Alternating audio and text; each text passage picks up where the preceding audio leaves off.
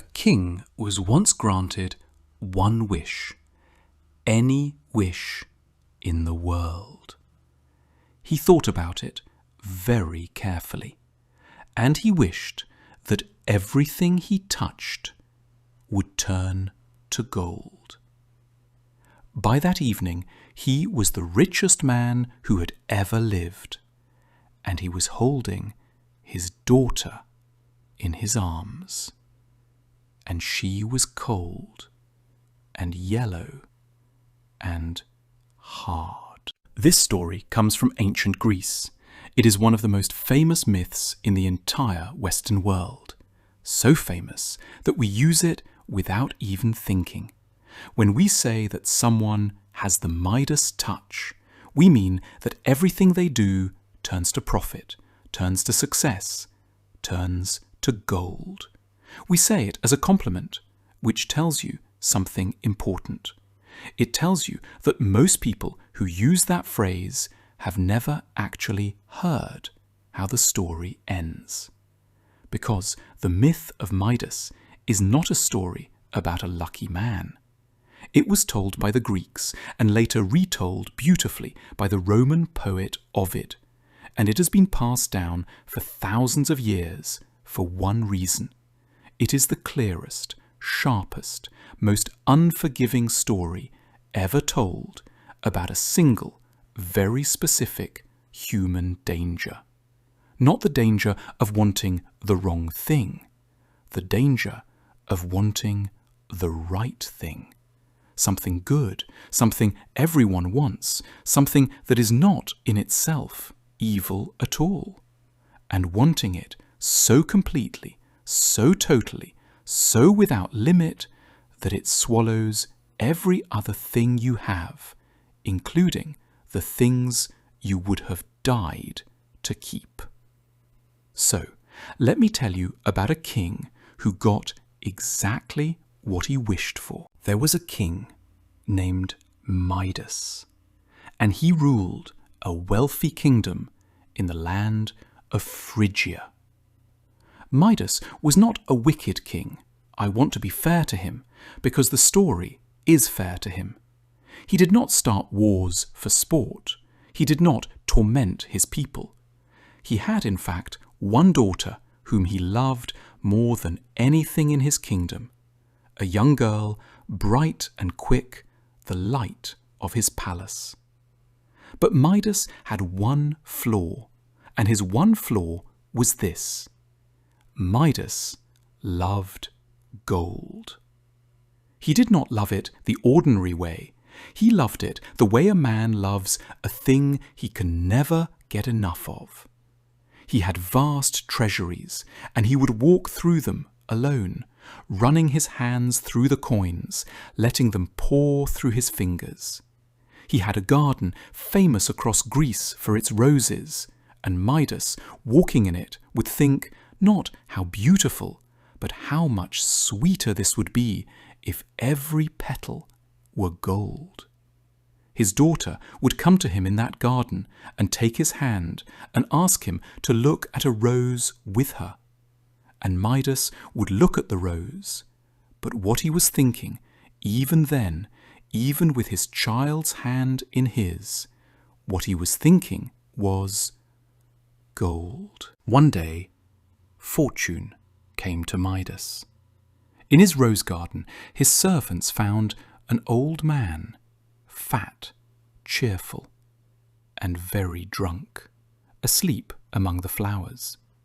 The old man was Silenus, the companion and old teacher of the god Dionysus, the god of wine. Silenus had wandered off and gotten lost, and ended up snoring in the king's roses. Now Midas, whatever his flaw, knew how to treat a guest. He welcomed Silenus warmly. He feasted him for 10 days, and then he returned him safe and happy to the god Dionysus. And Dionysus was so grateful to have his old friend back that he said to Midas, "You have done me a kindness, so I will do you one. Name your reward, anything you wish for, anything at all, and it is yours. And here is the moment, the hinge of the whole story. Midas did not answer right away. Give him that. He thought about it. He thought, the story says, very carefully. And the trouble was not that Midas thought carelessly. The trouble was that Midas thought about it with the only part of himself he had ever really used. The part that loved gold. He did not ask his wisdom. He did not ask his love for his daughter. He asked his hunger. And his hunger gave him an answer. "Great Dionysus," said King Midas, "here is my wish. I wish that everything I touch, everything, anything, would turn at once to gold." Dionysus heard the wish. And the storytellers are careful to tell us that the god felt a flicker of sorrow, because the god could already see what Midas could not. But a god's promise is a god's promise. "It is granted," said Dionysus, and he said it sadly. Midas could hardly wait. He left the god, and on his way home he reached out, half in doubt, and he touched the low-hanging twig of an oak tree. And the twig turned to gold in his hand. Midas laughed out loud. He picked up a stone from the road, and it became a nugget of gold. He touched a clod of dry earth, gold. He touched an ear of wheat in a field, and the whole green stalk stiffened into a stalk of pure, gleaming, precious metal. Midas ran the rest of the way home, touching everything. He touched the great doors of his palace, and they blazed into gold. He touched the columns. He touched the fountains. He walked through his rooms like a man in a wonderful dream. And behind him, he left a trail of treasure. Gold chairs, gold tables, gold statues, gold floors. And then he went out into his famous rose garden, and one by one, slowly savouring it, Midas touched every rose. And every rose hardened mid-bloom into gold. An entire garden of gold roses glittering in the afternoon sun. It was, Midas thought, standing in that glittering garden, it was the most wonderful day of his entire life. And then a servant rang the bell for the evening meal. Midas sat down, hungry and happy, to his dinner. His table was spread with everything a king could want: roasted meat, soft bread, ripe figs and grapes, a cup of cool, dark wine. Midas reached out and tore off a piece of bread, and the bread turned to gold in his fingers. Midas frowned. He set it down. He reached instead for a piece of meat, and the meat, the instant his fingers closed on it, became a cold, hard, uneatable lump of solid metal. He picked up a fig, gold, a grape, gold, everything, everything, the moment it touched his lips or his hand, turned instantly into something no living man could ever swallow. And then, truly frightened now, Midas lifted his cup of wine and brought it to his mouth. And the wine turned to gold as it touched his lips, a hard, glittering bar of metal pressing against his teeth.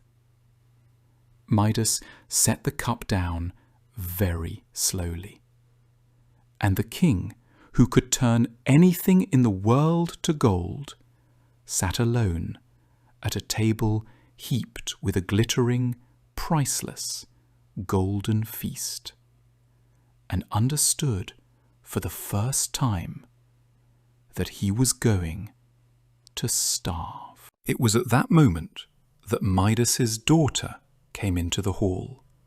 She had heard, perhaps, something in her father's voice earlier that day. Or perhaps she only wanted to wish him good night, but she saw him sitting there alone at his glittering, ruined feast, with his head in his hands. And she did what any child would do. She ran to him to comfort him. She ran across the hall and she threw her arms around her father, around the one man in the world she trusted most to keep her safe. And Midas, who had forgotten in his fear and his hunger, who had forgotten for one single fatal heartbeat, Midas turned and put his arms around her too. And his daughter turned to gold.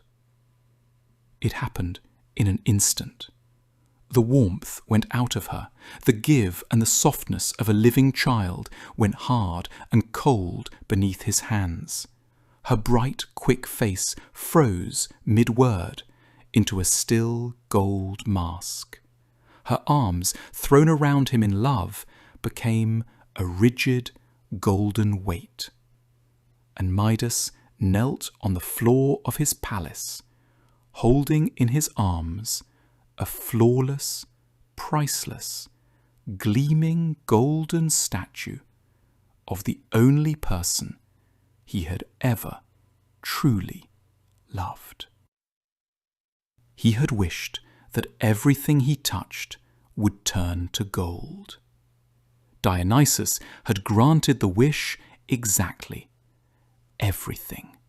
The god had not tricked him. The god had simply not protected him from himself. Midas did not sleep that night. He sat on the floor beside the golden statue of his daughter, and he did not let go of it. And he wept. And the storytellers tell us that he tried over and over to undo it, to warm her, to wake her. And of course, he could not, because the very hands he was reaching with were the hands that had done it. Everything he loved was now something he could not touch. He could not eat, he could not drink, he could not embrace his child, he could not feel the petal of a rose, or the hand of a friend, or the warmth of another living person ever again.